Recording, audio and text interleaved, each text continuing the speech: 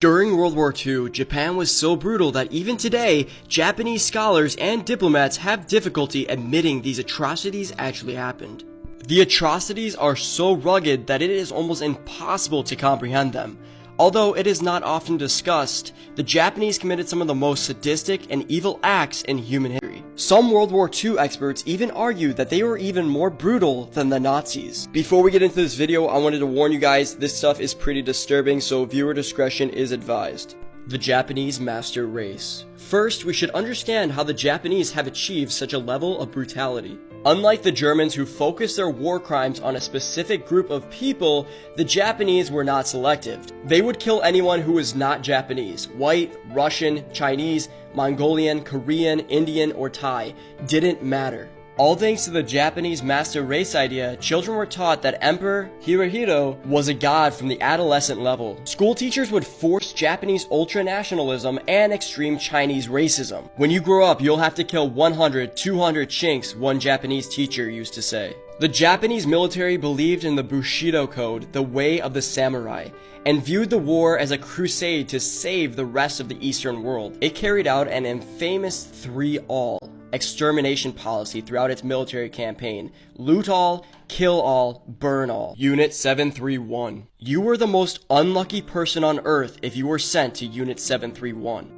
A Japanese group of scientists held animalistic experiments on humans, including vivisection, which dissected human bodies without anesthesia. Thousands of Chinese, Korean, and Russian people, both men and women, were infected with syphilis and the plague inside the laboratories. People had their organs removed for examination while still alive to study the effects of the disease. Things were much worse for female prisoners. They were viciously raped so the weapons and trauma experiments could be tested on them and their kids. Scientists didn't really bother with control groups or large samples. It was just pure evil. What happens if we throw a woman out in the snow while she's pregnant?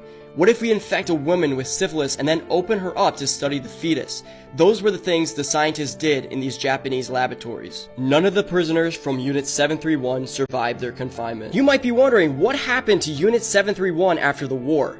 Nothing. The scientists involved in Unit 731 were given immunity by the US for the data they gathered through human experimentation. The Rape of Nanking. The Rape of Nanking is one of the most infamous massacres of World War II. 200,000 Chinese soldiers, including 20,000 to 80,000 Chinese women, were killed. The rapes included the elderly, children as young as 10 years old, and virgins, who would often have to satisfy 20 Japanese soldiers at a time. They grabbed the baby and killed her by smashing her onto the ground, said one of the Nanking survivors who shared his memories. Pregnant women were rammed into bayonets, men were set on fire, and baby skulls were crushed. The massacre was a game for the Japanese troops, who were often encouraged by their officers to invent more and more horrible ways to slaughter the Chinese population.